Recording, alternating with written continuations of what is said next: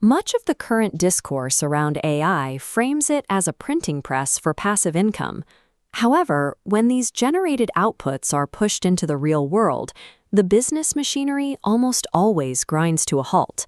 Historically, this describes the tendency for people with low ability to provide overly positive assessments of their skills. Because AI can instantly generate complex code or media, it creates an illusion of mastery. Builders often mistake the software's ability to produce content for their own competence in running a business.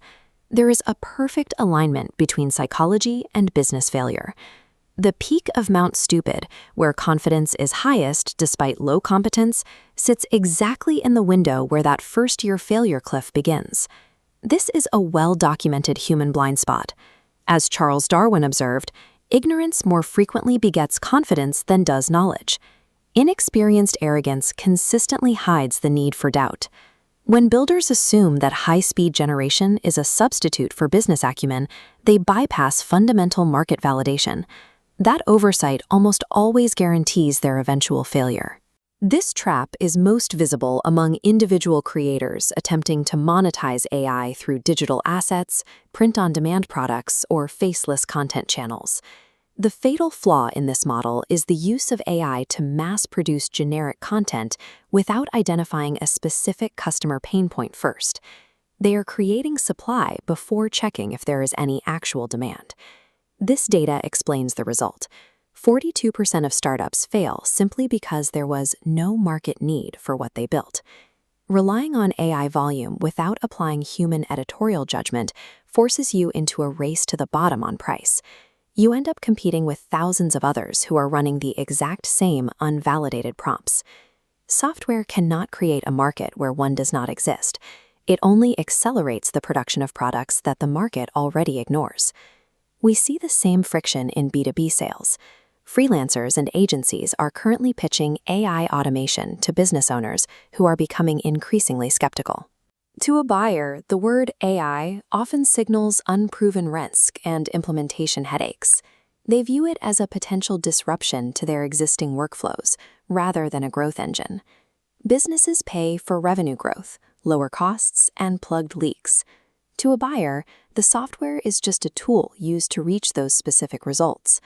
The most effective strategy is to pitch the specific relief, like recovering missed leads, and take full ownership of that outcome.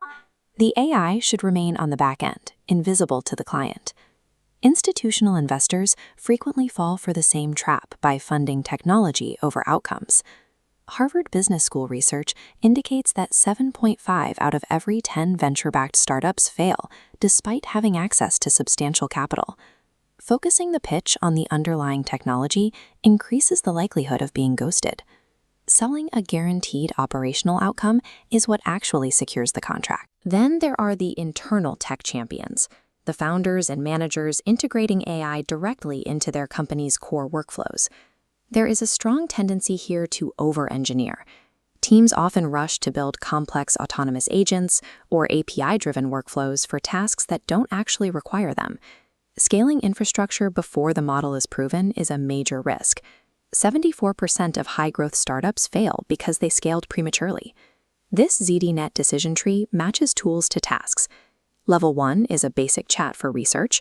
Level 2, a structured prompt, is for multi-part formatting. Level 3 is a project for predictable outcomes. Only deploy Level 4, an agent, when requiring true autonomy and independent tool use. Building complex agents for simple tasks burns through budget. According to CB Insights, 29% of startups fail simply because they run out of cash. Selecting the simplest possible intervention preserves capital and prevents the creation of fragile, overly complex systems that are difficult to maintain. To survive this landscape, we have to change how we view the function of the technology. This diagram shows the relationship. The value add sits at the top, while the AI functions as a production layer underneath. The goal here is margin enhancement. This layer should be used to compress the time spent on unglamorous bottlenecks, such as data entry, drafting research briefs, or sorting inboxes. Moving towards this back-end mindset reduces operational risk by focusing on stable internal improvements rather than experimental client-facing features. Market durability comes from solving unsexy problems faster and cheaper for your clients. It does not come from showcasing the tech itself to the market. This matrix aligns your profile with a viable strategy. Novices. Avoid complex consulting, focusing on low-complexity assets for drafting. B2B providers. Stop pitching software. Guarantee outcomes using AI for back-end efficiency. Tech optimizers. Downgrade AI. Stop building autonomous agents when structured prompts work. Generative tools have shifted the scale of production, but they haven't changed the rules of commerce. Long-term success still requires a focus on traditional business fundamentals. Surviving the current AI gold rush requires outsmarting the Dunning-Kruger trap. Focus on the effort-to-outcome ratio, validate the market first, and always let the technology stay in the background.